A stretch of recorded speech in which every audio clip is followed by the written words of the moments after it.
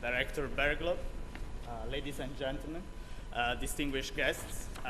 As the president of the Italian Society at the LSE, it is my sincere pleasure to welcome you all and thank you actually for coming so numerous to this event. So after our successful charity and panel event on the migrant and refugee crisis, today we are very honored to have Ignazio Visco, Governor of the Bank of Italy. So let me begin actually by thanking the Governor for accepting our invitation and for taking the time to be here today with us to share his views. So in a public debate that is actually often much more interested in the search for the latest buzzword than in a portrayal of a factual account of the course of events. It is important, I think, to zoom out for a second from the daily media frenzy and put things into perspective. I think the Governor's lecture will be of great value, especially to a young audience, because it provides a peculiar approach distinguished by an analytical ability not only to face short-term global issues and processes, but actually, as Brodel would say, long-durée phenomena and structural transformations. So apart from offering you these very brief welcome, my role is to introduce the chair for this event, Professor Erik Berglof. He's the director of the LSE Institute of Global Affairs, and he has been very supportive in the organization of this event. And actually, I would like also to thank the team of students, undergraduate and postgraduates that you can see around the room for having worked on this event in the past weeks. And lastly, actually, let me also thank you, in particular, the head of the representative office of the Bank of Italy in London, Anna Marra. Without her invaluable input, this event would not have been possible. So I'll now hand over to the chair to get the lecture underway.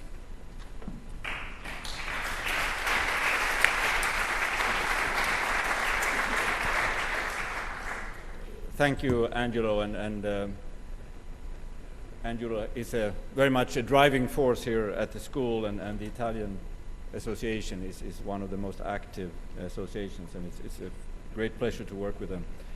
So it's an enormous pleasure for me to welcome Governor Visco here. I actually first met him when I was a student, and I remember coming to Rome, and I was introduced to him, and then people whispered, that's the future of economics in Italy, and I think that's very much how it has been. He's had a long career in the Bank of Italy, but he's used it to go and educate himself in the US. He was one of the pioneer a generation of Italian economists, a fantastic group of Italian economists actually, who came out of various US programs. He was at the University of Pennsylvania. He then went to serve also in the OECD as the chief economist. He then became deputy governor and eventually a governor in 2011. He succeeded Governor Draghi, who is speaking in parallel here.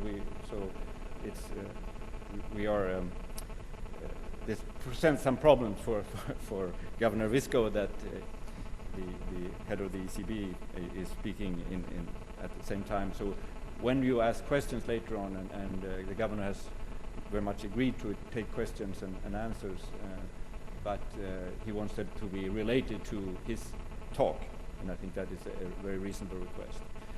What is amazing about Governor Visco is his broad range of topics that he has discussed.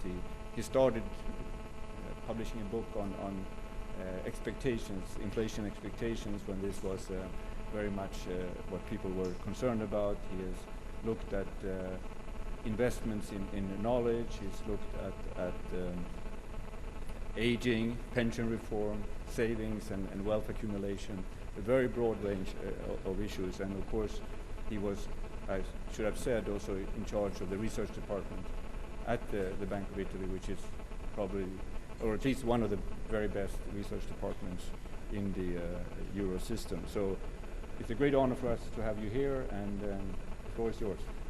Okay. Okay, thank you very much.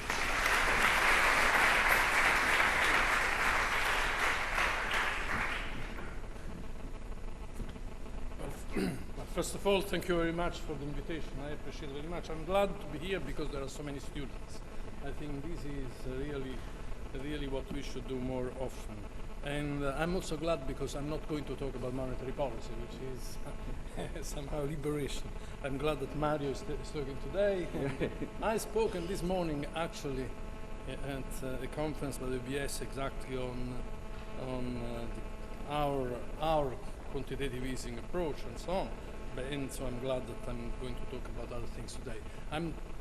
The title of this conversation is taken from a famous song of my generation, not many of your generation. Bob Dylan sang it exactly 50 years ago.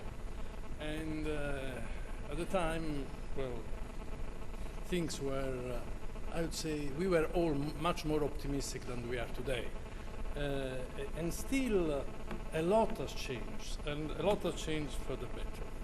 For the better, following, I would say, a sequence of changes that have taken place in the last 250 years, which has been amazing for the history of humankind, which is a story of change. I'm going to talk about structural issues, about longer-term issues, also because in the profession I do, I think we have to understand that even if we discuss business cycle, there is no separation between business cycle and long-term trends. And this is one of the mistakes that we most often make, thinking that the world proceeds at some constant balanced way and our policy responsibility are just to reduce those small fluctuations around the trend. In fact, the world is deeply non-stationary, is deeply non-linear.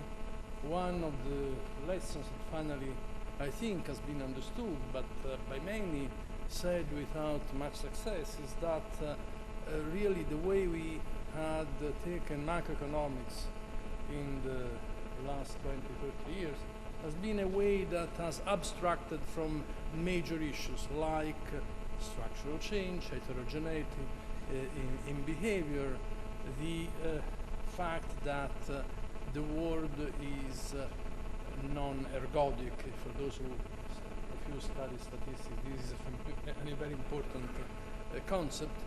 And at the end, it is very useful to have models, but we have to be very modest and understand that the inference that we make many times is inference from samples that are very small.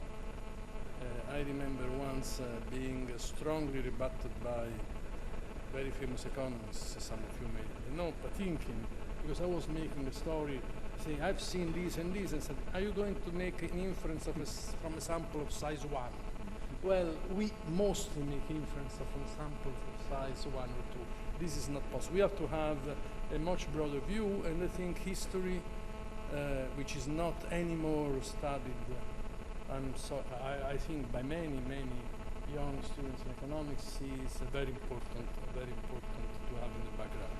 So, history of mankind, as I say, is a story of change, and it's a story of change in demographics, in the technology, in religion, social, politics, and economics. And we may start from the distinction that economists often make between growth and development. Well, the former refers to the production of goods and services that are exchanged in markets, and it is a very important ingredient of economic and social well-being. It is important for the material well-being. It is something that, however, should be considered together with the other components of the society's development. The distribution of natural resources, for example, living conditions, the quality of the environment. All these are elements that are imperfectly correlated with measures of economic activity, like GDP, for example, which is a very important but limited indicator of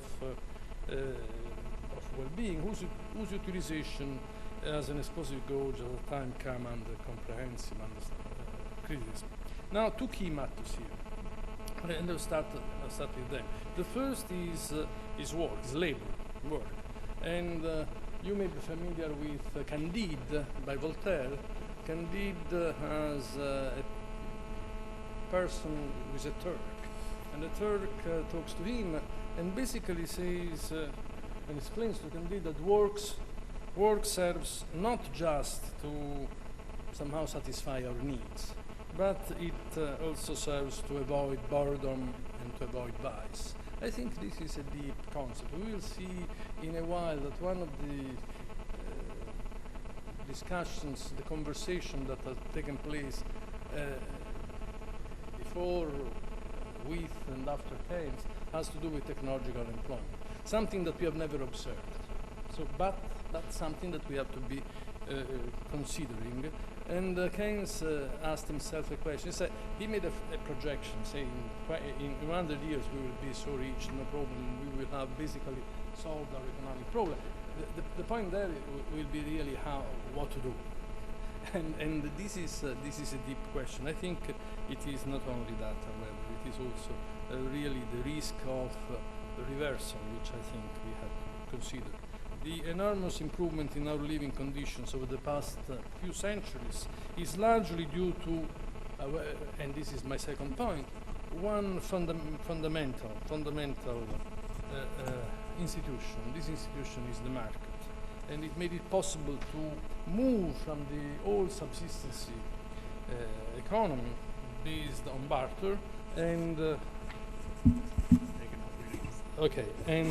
somehow drive the set of possibilities to much larger horizons.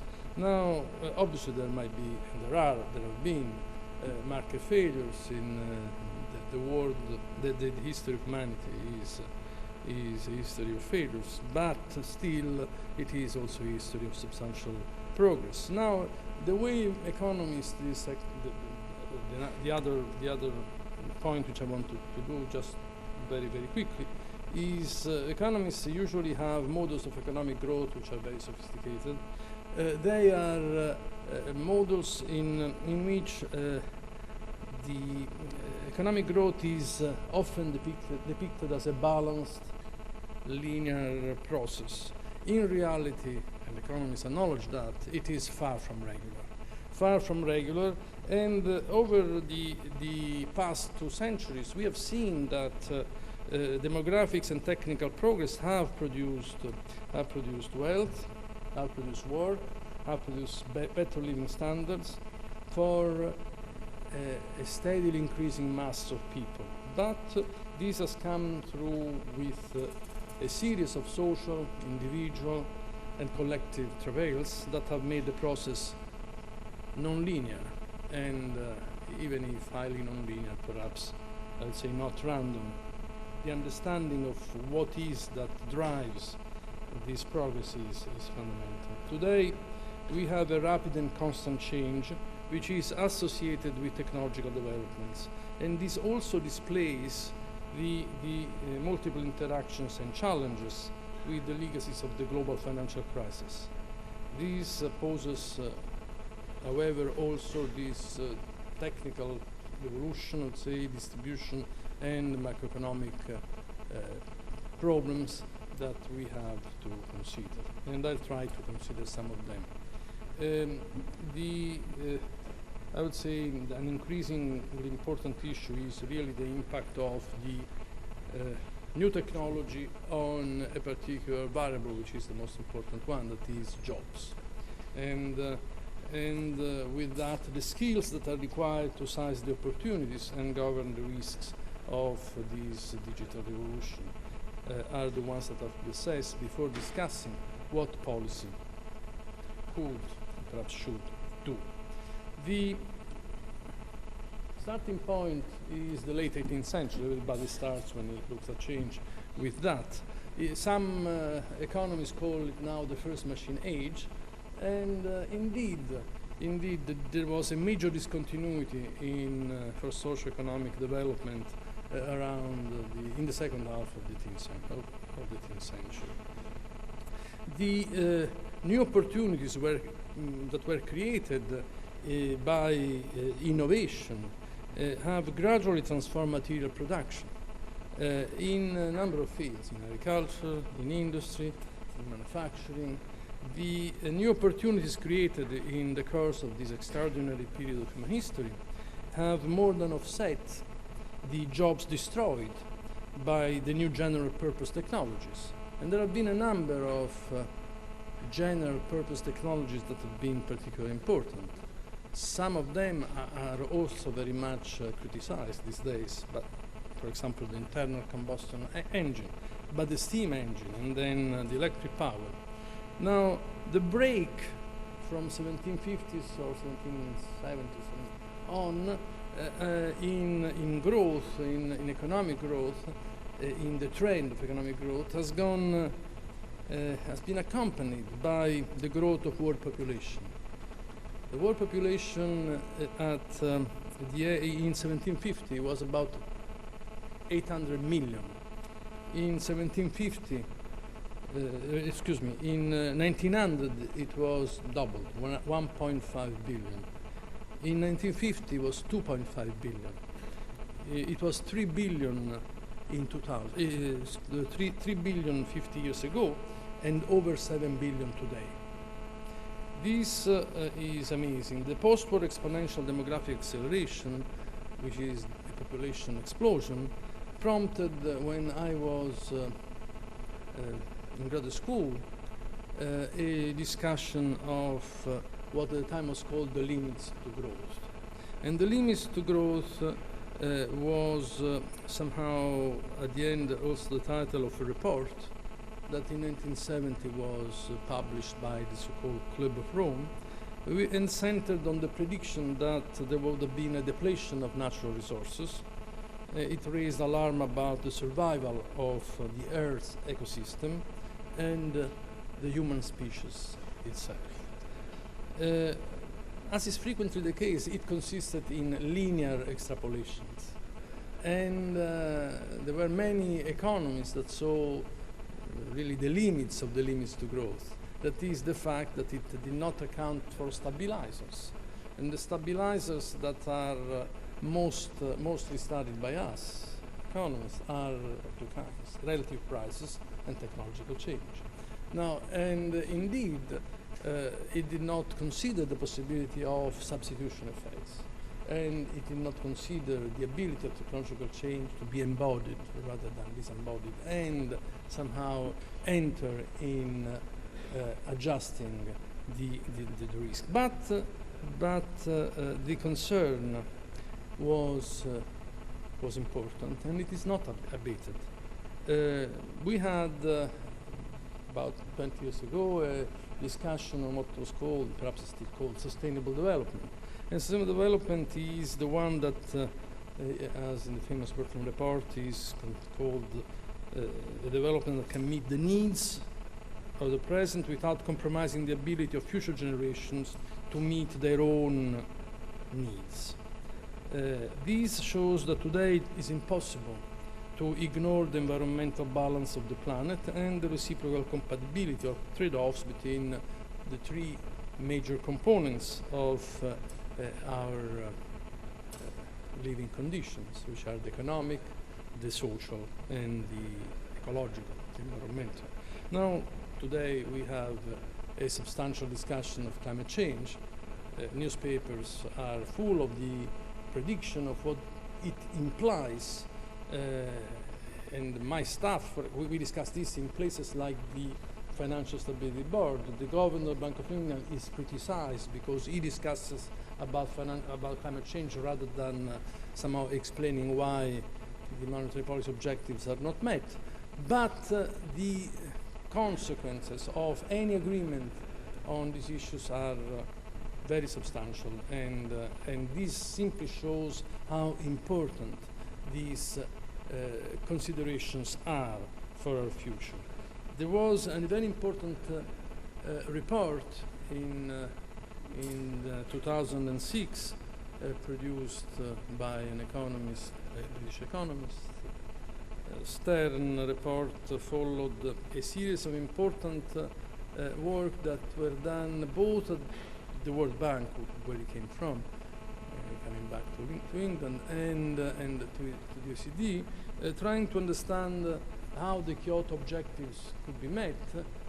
We had some general equilibrium analysis trying to show basically that it could be met with not a major reduction in overall economic activity, but obviously with substantial effects on a specific industry.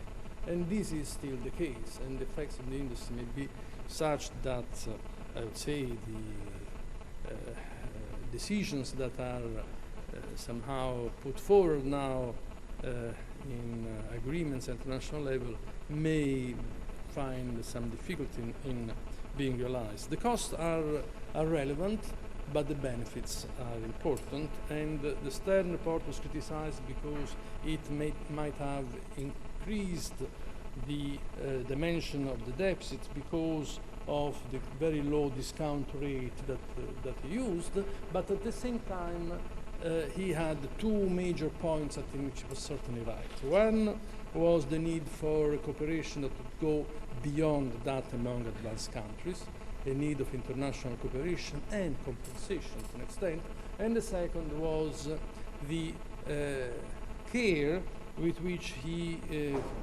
underlined the possibilities of using new technologies in the return to energy conservation. Now, the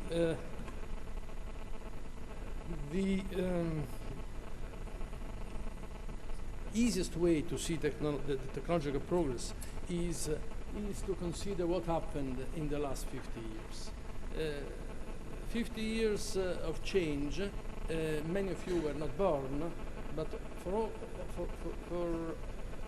us, it has been almost a realization of some books that we had, that I was always skeptical and didn't even like too much to read. Asimov had a number of interesting but crazy ideas about what the future would be. And Jules Verne, a century before, had also amazingly crazy ideas about the future in these popular books. Well, it is amazing that a lot of what they were thinking is taking place, and has taken place, some of that. The power of technology is epitomized in that simple example. Look at the smartphone that you have. First of all, you have a smartphone, I think. Only 15 years ago, nobody would have thought that we would go around with a tablet, a smartphone, whatever. But we have a smartphone. It's pretty interesting. They doesn't cost even that much. We can talk with anywhere in the world at no cost now. Amazingly, there are a few services that are not in the statistics simply because their price is zero. So you only have in the statistics what is priced. But when I was studying in the US in 1970, I remember my father was calling every other week. It was amazing that he would call. It was, I mean, he was a man of means. Well, it is a revolution that's taking place. The smartphone that you have in your pocket has now 3 million times more computing power than the first 1965 mini computer. Its cost is 225 times lower than that, and perhaps it is getting lower by the minute. This is Gordon Moore's law. It's a legendary, and so far it keeps working. But other things took place. Mobile phone subscriptions. 1980 there were 5 per 1 million people. 2015, 90 per 100 people. Satellites. The Russians had the satellite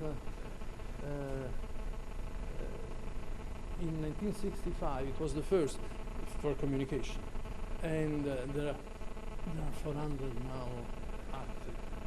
Globalization, another thing. Well, I think much of what happened took an acceleration with the end of the Cold War.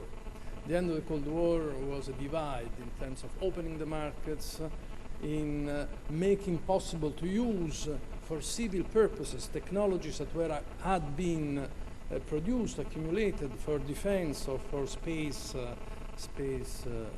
adventures.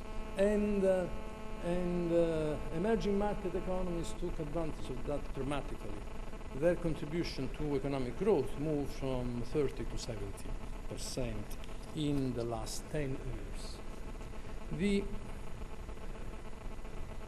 world economy between 1965 and 2015 is 6 times larger, and the population in the same time has doubled. The larger in terms of GDP, in terms of economic activity, one component of our well-being, but there are other components, life expectancy, health conditions, they have improved dramatically.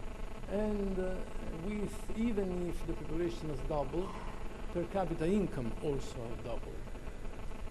This is the real side, but it has come hand in hand, perhaps fostered, perhaps according to some, reduced in terms of its potential by this explosion in financial deepening. Global financial assets are 300 times what they were in 1970.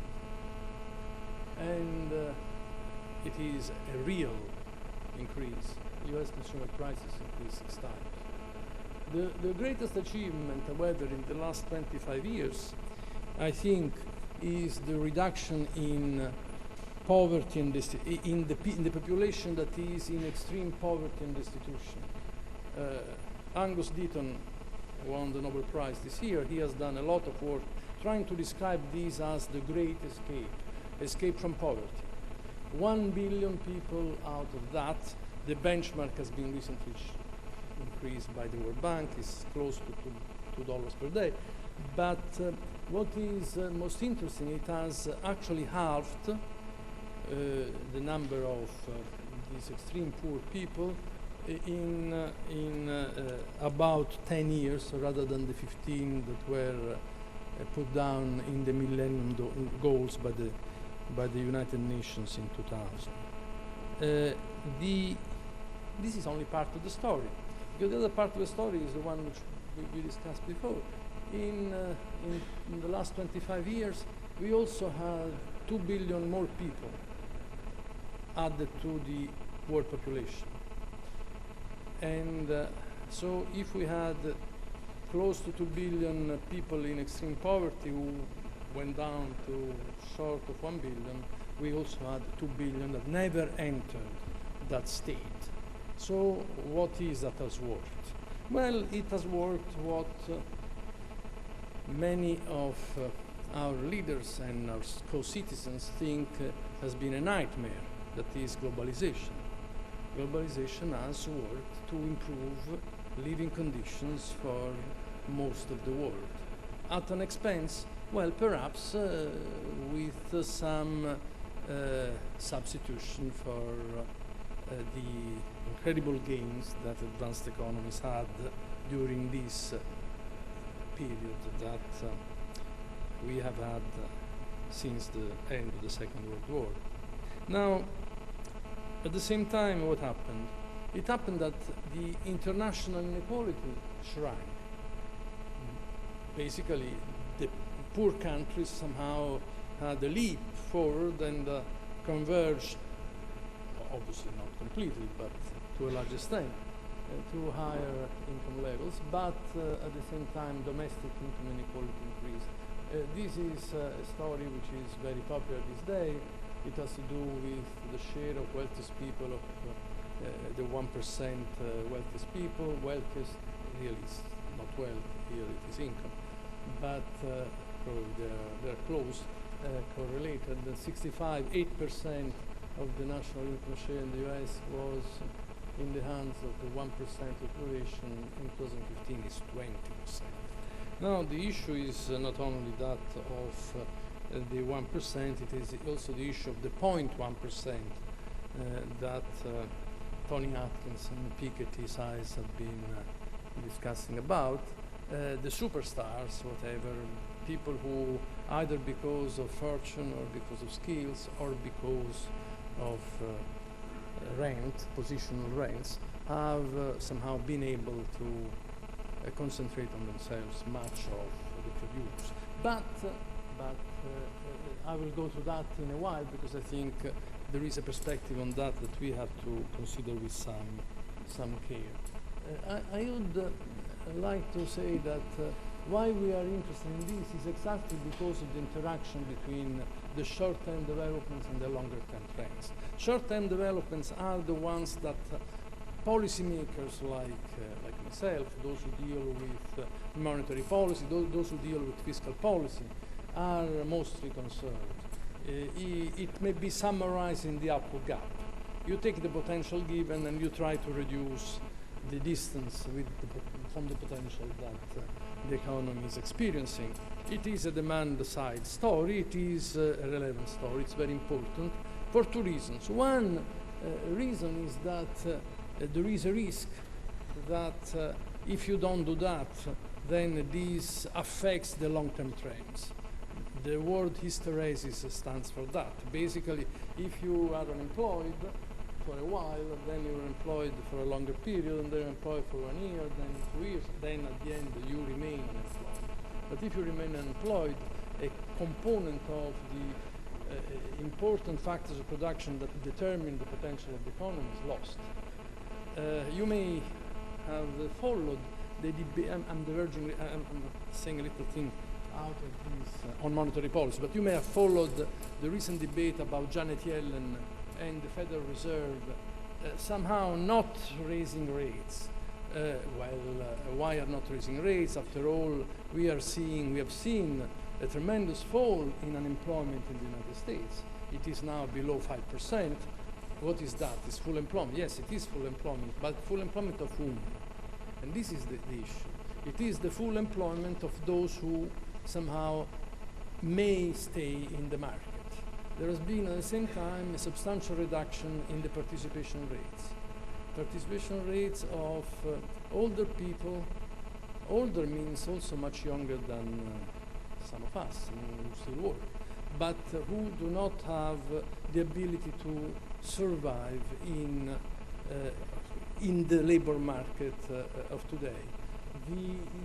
The reasons are perhaps related to the structural changes I'm talking about, but it is a reason that has to be considered also if you are engaged in policy making in the monetary policy making or in fiscal policy. So it is important. There is interaction.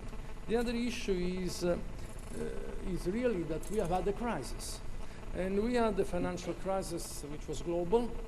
In Europe, it has become peculiar because to the standard crisis caused by malpractices in the financial sector, we have had the addition of the malpractices in the public sector, and in Europe this has produced a sovereign debt crisis. Now I think that to that we added a good deal of ineptitude on our part, because a good deal of the crisis was due to the lack of confidence in the future of the European Monetary Union that was produced by divergent views and inability to understand the risk of an incomplete governance in Europe would have produced. But in any case, we had the crisis. This crisis has a legacy. What is the legacy? The legacy of the crisis is the fact that somehow we are experiencing actual and potential growth rates much lower than before 2008, before the years of the Great Recession. You are familiar with the fact that some called these years the Great Moderation. I think it was an illusion. But one thing that we observe nowadays, and we observe it not only for the United States, we observe it in Europe, we observe it in other advanced economies, we are seeing it in emerging economies, is a slowdown in productivity growth. Now, it is very strange, but it is very, very global. as it is very global, the fact that inflation is very low. And we come from years in which growth rates were substantially high, and at the time the risk was too much inflation in the economy. So we have been able really to take care of inflation in our economies. We are not yet able to take really care of the risks of deflation. But all this is to say that there is a lot of uncertainty on the part of economists on how to look at what's going on a longer term scale. It is interesting because I think the two views which are summarized in this slide are views that basically are backward looking. The first says there is a risk of stagnation for a long period. And the risk is basically because after the crisis, all this debt that was accumulated was a debt that had to be reduced. In order to reduce a debt, you have to save more. You save more, but at the same time, there is not an incentive to invest enough. And the reason is demographics, is also cost of capital, and so on.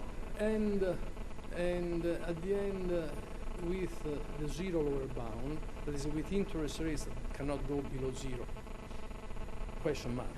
These days we have some interest rates below zero.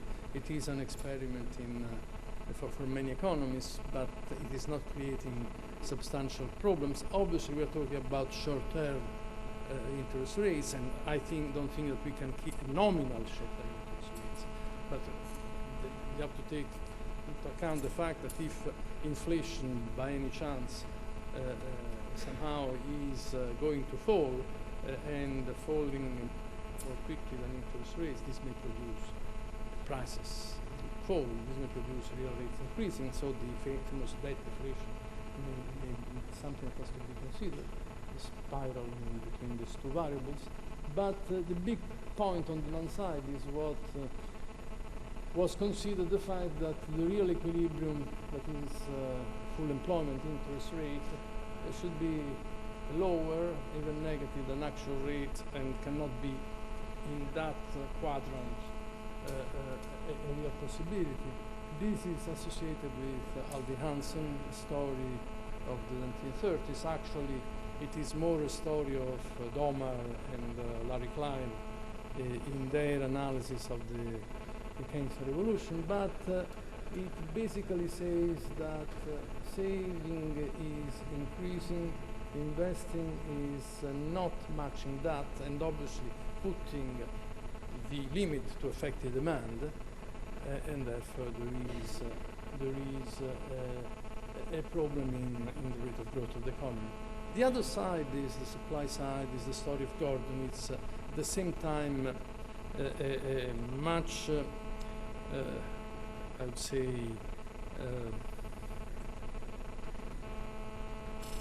bolder and perhaps even a bit too simplified story that basically says that there is a productivity slowdown. It is not something new. It is something that goes on since at least the beginning of the last century, but it was somehow, for a time being,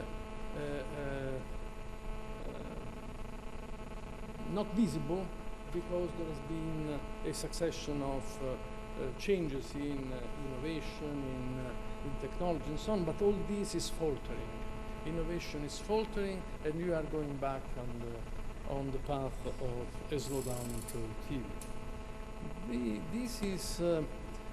This is another view. The two may be combined, perhaps, and there are many economists by now that think that the future is a future of modest, if not zero rate of growth of per capita incomes and economy. This could create enormous problems, obviously, in a population that increases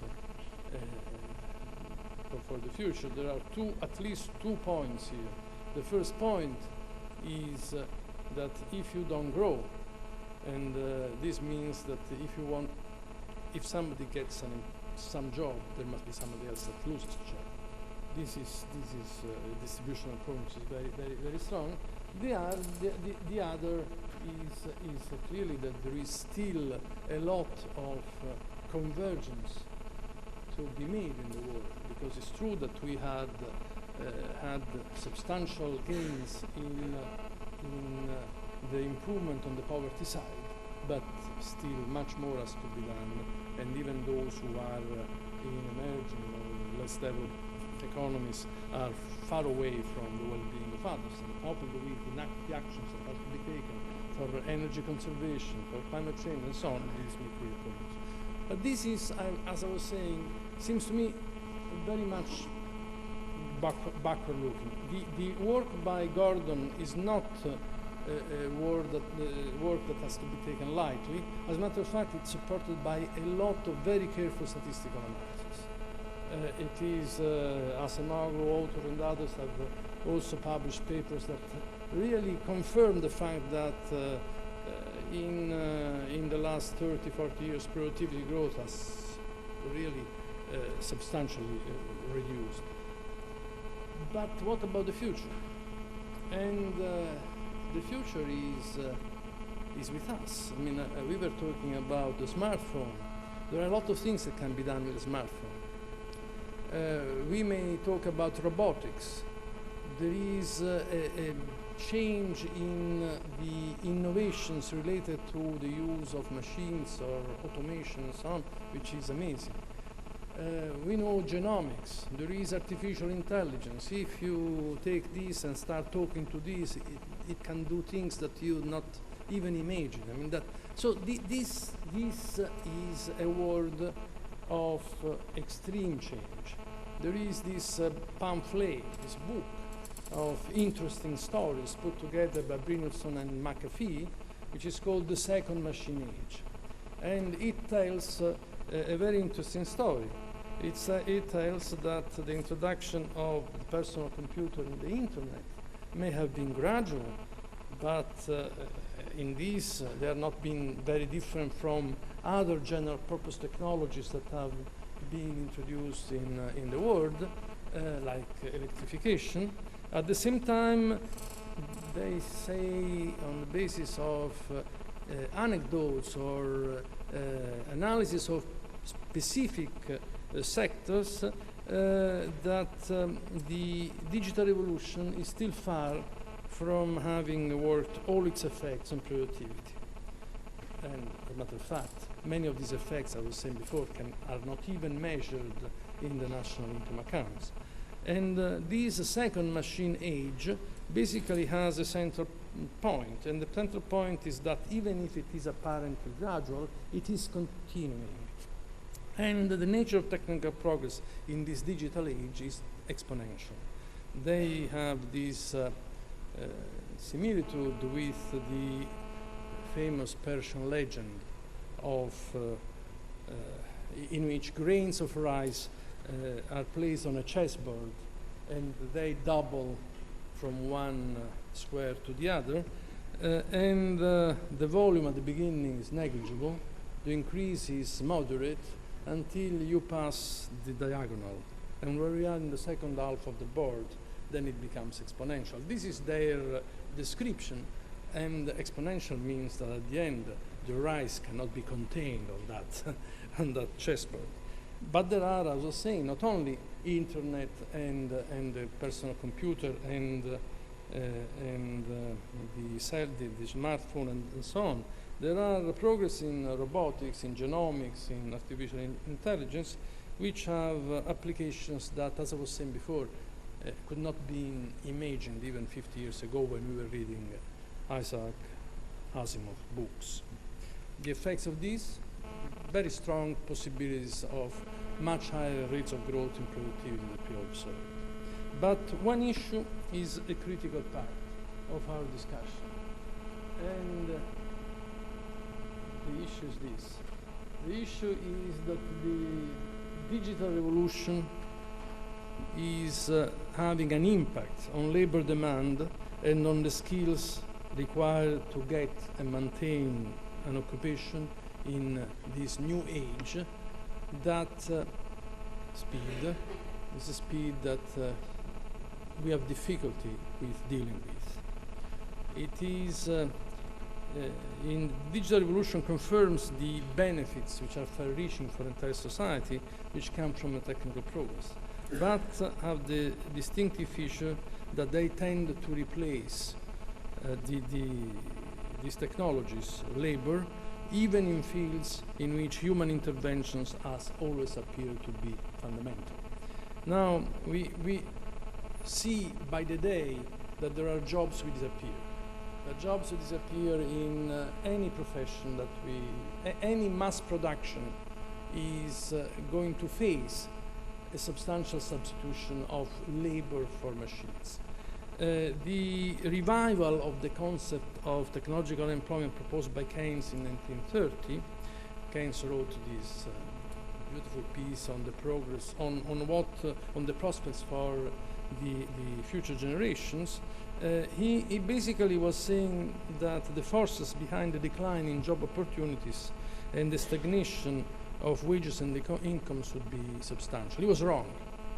He was predicting that the work week would go to 2 days in these 70 years. He was right on per capita income. Per capita income actually has increased. He was dealing with a closed economy. He was not dealing with globalization. But at the end, in the years following his analysis, we have observed the continuation of something that humankind has seen always. You have jobs that are destroyed, but as these jobs are destroyed because of innovation, because of new technologies and so on, there are new jobs that come in and compensate, more than compensate, those billion people that I was showing before that are today in the world and were not in 1800, have had an increase in their per capita income, in their material well-being, which was amazing. All of them have had jobs. They have been substituted in the jobs that they were doing, and we have even observed in the last 50, 60, 70 years a substantial movement from agriculture to industry, from industry to service sector and so on, but still the 2 billion more people that we have had in the last 25 years are finding jobs. So this is the history of humanity. Still, the question is whether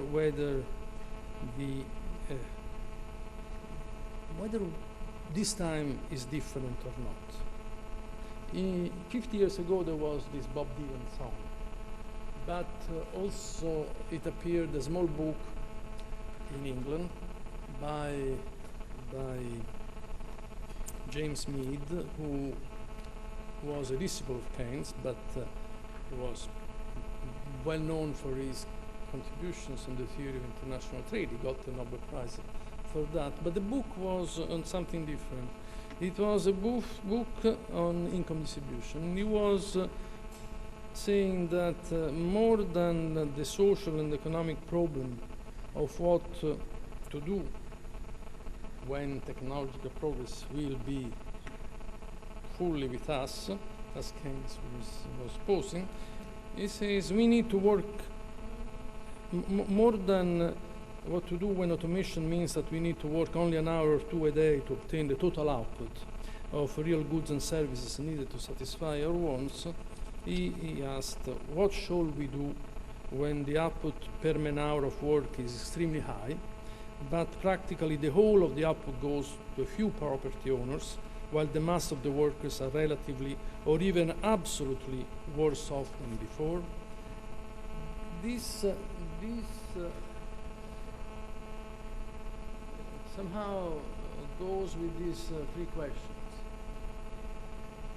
He wrote in 1965, 64.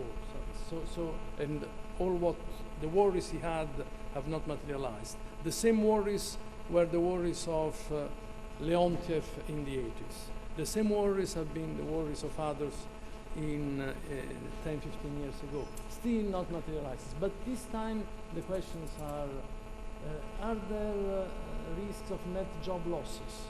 And if these losses occur, are they going temporary or permanent? Obviously they will occur. They occur because routine jobs are substituted by the day. If you order a book, want to buy a book, you don't go anymore to a bookstore, basically because there are no bookstores around. Even if you read the newspaper, most likely the newspapers you will read in the tablet. And all those who were producing and selling these paper copies are going to disappear, and the industry was producing paper is going to disappear, by the way. This tells you a lot about Finland. But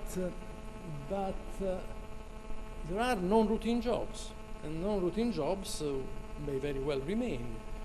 There are two kinds of non-routine jobs. There are non-routine manual jobs, taking care of old people. The gardener, and many other manual jobs that are going to remain. Yoga teachers, sushi, those who prepare the sushi and so on. Those will remain. And there are non-routine jobs of a very intellectual kind. Some economists call them jobs applied to which use abstract skills, and they also will increase. But the question is, what happens with the first kind of non-routine manual jobs? Well, if the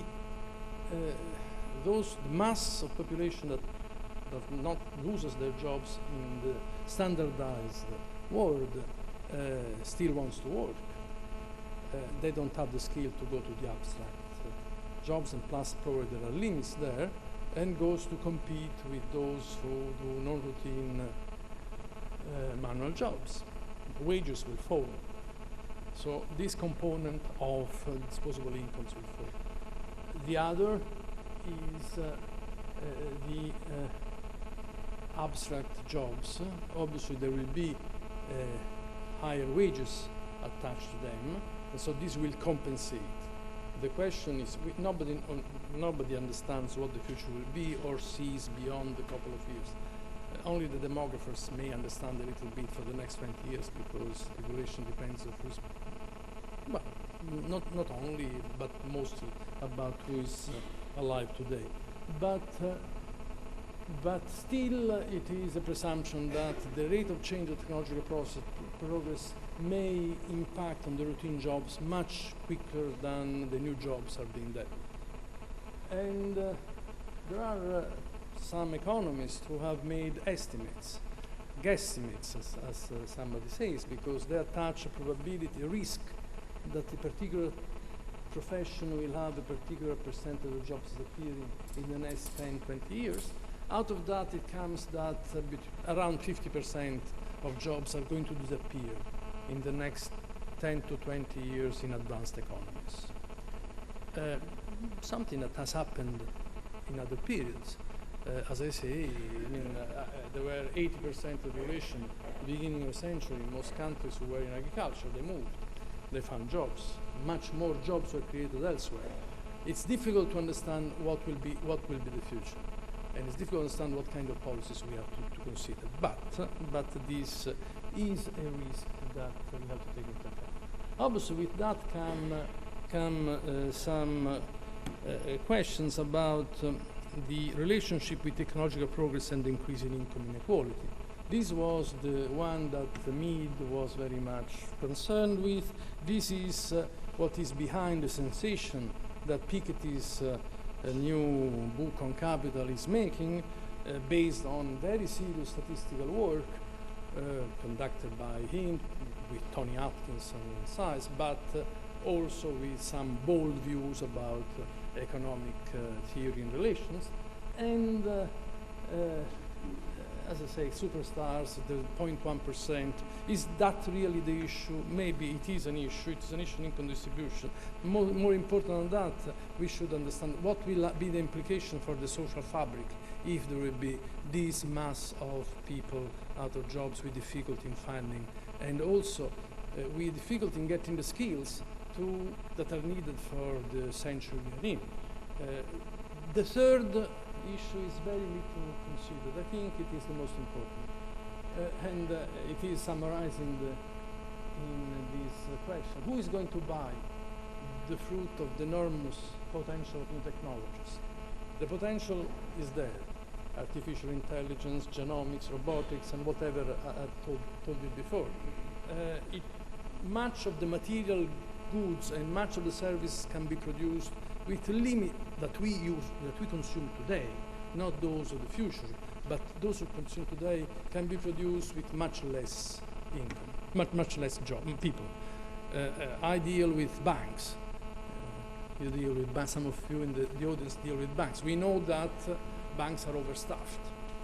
It is clear that we can provide the services that the banks of today offer with much less people. We could provide other services in the banks, but perhaps these people is not the people that could be providing them.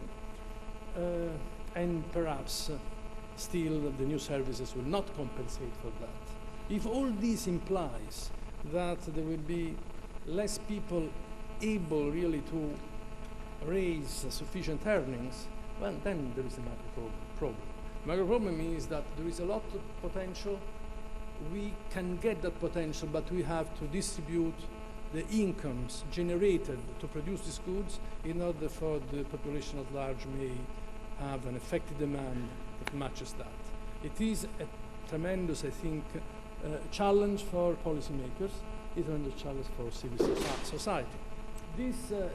So the question is, will this come true?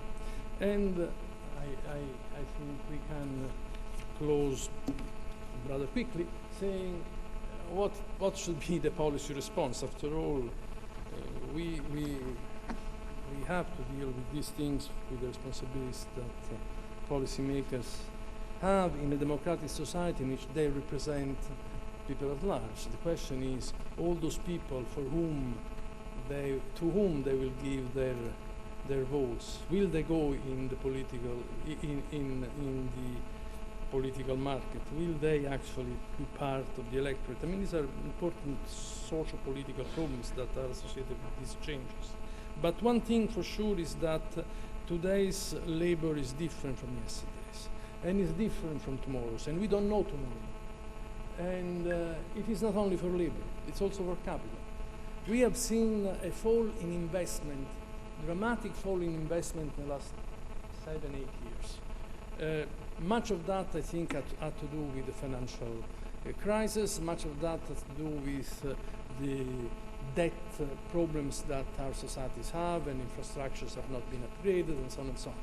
But there is also a possibility that the capital goods of today are a different kind of the capital goods of yesterday, and their relative prices have fallen, and at the end the expenditures in this investment may be less than what was originally the case. So this is a good story perhaps, but it is a story which somehow puts a limit on the ability of an economy to expand if these smaller, less costly capital is not replicated on a scale that goes beyond the substitution of what is being used today.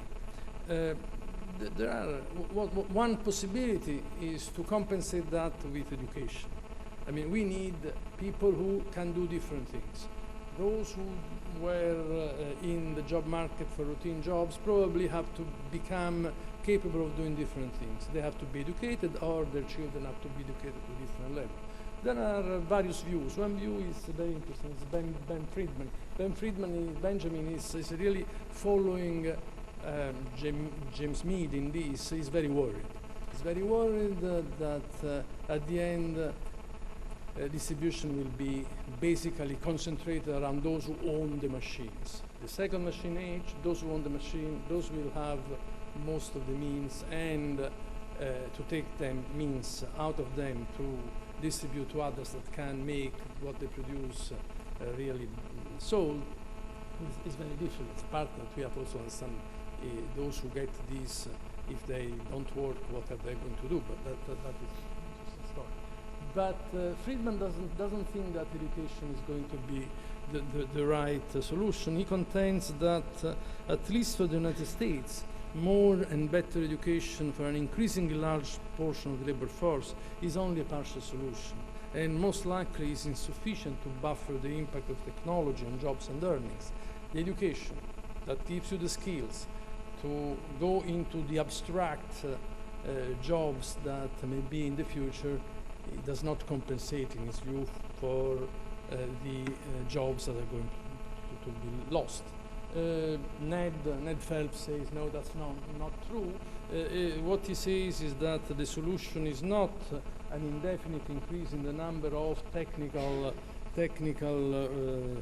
expert and scientific university graduate. After all, there are many in countries like the UK, in countries like the US, and the issue is not that. It's how to combine science and technology on one side and the somehow the customs that should be continue to be emphasized in our schools. That is customs that are a base in humanities, he says. Basically, you need to have a scientific, technical background, but per se that does not lead you anywhere if you cannot match that with education in history, in philosophy, in literature, if you don't have a much wider approach to how to live in the world. Now, these are interesting and very important thinkers. I think that there is also a more basic line of suggestions. These suggestions, well, there is another Nobel Prize winner who is behind this, who is at times also criticized, is Spence, and McAfee is one of the guys who second machine age. The two of them wrote an interesting article recently that basically say there is an old-fashioned, perhaps, strategy, but a strategy which they say it is intellectually simple, it's politically difficult, and it is continue to work on these basic research in science, technology, health at the public level, education, infrastructure. Now, there is indeed a serious deficit of both growth and demand and infrastructures in a number of countries, especially in Europe and in Italy. A resolute implementation of structural reforms is the responsibility of political systems and economic policy, but there are conditions that are lacking to achieve them. You may be familiar with this book by Asimov and Robinson, in which basically they say that what is important is to have a set of conditions that are viable, that are inclusive. If you don't have them, and if you lack the ability to implement changes and reforms, then the progress that you may have with these changes and reforms cannot be sustained. Two examples. A few years ago, the European Commission took out a strategy which is called Europe 2020, and they said we have to raise manufacturing sector's value-added GDP ratio back from 15% to 20% in 2020. It's nonsense. If anything, that is going to fall. It's going to fall if all the policymakers are going to emphasize that, which is something that cannot be implemented, the delusion will be very large. There is a spread of automation, and value added will be derived increasingly from sectors outside manufacturing, and the spread of new technologies making even the very definition of economic sectors such as manufacturing obsolete. 20 years ago, the Italian government of the time said that there are, well, they said 3 I's impresa inglese informatica in English, that they wanted to emphasize that the Italian population had to be strongly, invest strongly in English enterprise, whatever, in computer education. Now a total failure. There was a cultural, there was a political, a legal, an administrative impossibility for reaching that. So when we think about objectives, they may be reasonable, apparently reasonable, but the conditions, if the conditions are lacking, they are not going to be achieved. And the risk is that a third cause of stagnation may come out, and this may basically be linked to the fact that as we define all these objectives, the ability to somehow adapt to much more integrated world markets and much faster technological change that we had thought may be a third cause of stagnation. I would conclude saying that there is a fear of innovation, but there is also a responsibility of working to take advantage of it. The advantage is an advantage of enormous cost reductions that are associated with the new technologies and with computerization of jobs. The growth of innovative industries is now the principal engine of growth in employment and in productivity. And there is a very influential book by an Italian economist in Berkeley, whose name is Enrico Moretti.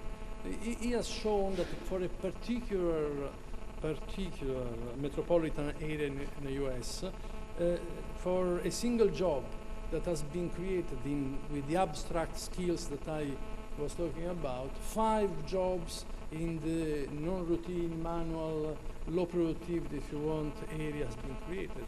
So the tremendous impact that innovation has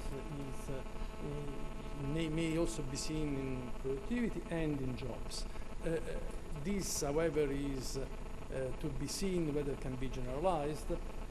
Some preliminary work in other areas of the world are not that encouraging, but it is indicative of the power effect of innovation. All in all, we must acquire the skills which are necessary for the 21st century. And these are well known. There is a whole set of analysis about what is important. What is important is things that, well, it is important to be educated. It is important to know the basics in math, in science, in philosophy, in history, in classics, whatever, history of art. But it is most important to put all this together. It is the critical thinking, as they say. It is the aptitude for problem solving. It is creativity. It is the acceptance of innovation rather than the fear of innovation. And it is important to be able to communicate effectively and most of all to cooperate. Group work is fundamental. When when I started graduate school, I mean, most of the articles were single authored. As a matter of fact, if you wanted to become a professor in Italy, if you had written an article with another person, this article was not considered for evaluation. You had to prove that yourself was there. Now almost nothing can be done if not in teams. So this is even in economics. Obviously, this is well known, has been well known for many times in medicine or in physics and other things. I think that at the end, however, investing in knowledge and continuing to invest in knowledge is important. I write Promote Literacy and Numeracy. I've been shocked by a recent OECD survey on education of the adult population. It was a survey published 1 year or 1 year and a half ago, something like that. Basically, it was trying to measure across the world the level of literacy and the level of numeracy of adults, those about 20 years old, something like that, between 20 and 64. But the interesting thing is that what is literacy is not being able to read, is being able to read and understand what you read. What is numeracy? It's not being able to do additions, multiplications, no, but to use them in everyday life in a computerized world, for example. Well, in Italy, 70% of the population is unable to have sufficient standards in literacy and numeracy. In the United States, it's about 50%. Norway is 30%. So just to have a view of these things. But this is a fundamental thing that is, we have to continue to invest in knowledge. There is no question. And as Benjamin Franklin was saying almost 3 centuries ago, this is the single investment that pays the best price. It has the highest return. The literature on this is overwhelming. Second point, I think, is since we don't know what the future will be, we need to be prepared to deal with the future. What does it mean? It's important to implement structural reforms, but more than implementing structural reforms, every time that a central banker says the limits of the monetary policy, says, well, after all, monetary policy cannot raise the rate of productivity, we need structural reforms. Then ask me what structural reform is. It's a catchword for everything else. So it is very difficult. It has to do with labor markets, it has to do with competitive policies, it has to do with many things. But most importantly, I think one has to have a design of this. It has to be put together. I think this is what is lacking. Is lacking, for example, in my case, we lack a comprehensive design in setting out these reforms. Economy, society have been practically stalled since well before the onset of the global financial crisis. And there is a great potential for improvement. In order to be able to create, to somehow get the fruits of that, you have to create a more propitious business environment. There is a removal of bureaucratic and administrative obstacles, the improvement of the working of courts, schools, infrastructures, the acceleration in the adoption of new technology, and so on. It also means combating illegality, combating crime, establishing a framework for respect of rules. It is so much that has to be done, and I think this is the only way to deal with a very, very uncertain future.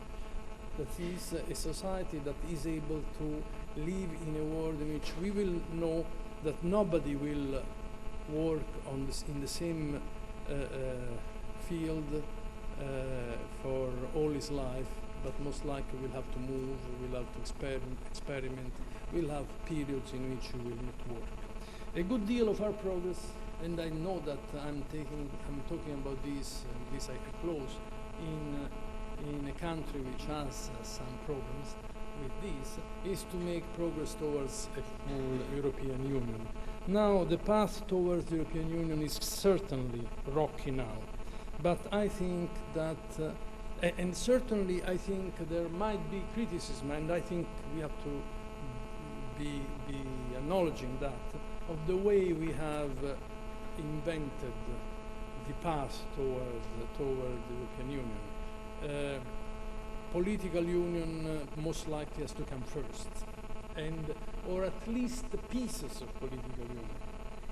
And we have instead moved sequentially with monetary, now we have banking union, then we may have capital, all useful things. Even the criticism that is addressed to Brussels many times is right for the bureaucratic aspects, but we also to understand had not had that, what would have happened to the single market and so on, and what are the benefits of these vis-à-vis the counterfactual that we were lucky not to be in. But at the same time, I think we have problems. Often I say things like this. Rather, I mean, it would have been easier to defend a single currency if we had a single army. Putting budgets together for specific objectives would go a good deal in making progress in the economic side of the European Union much more tolerable. There are areas like defense, like security, like infrastructure investment these days, which is on a much larger scale and much more immaterial than it used to be, and even on research, that if somehow we're able to get the benefits of pooling resources from individual budgets, could pay much more. This closes my speech. It is a worry rather than an assessment, but it is also an optimistic worry. I think we are really seeing a lot of change. Much of this is for the better. What we have to try is to take advantage of that, not losing opportunities, and the fear that is going to take out jobs is material, but let's hope that, as in the past, this will not materialize. Thank you very much.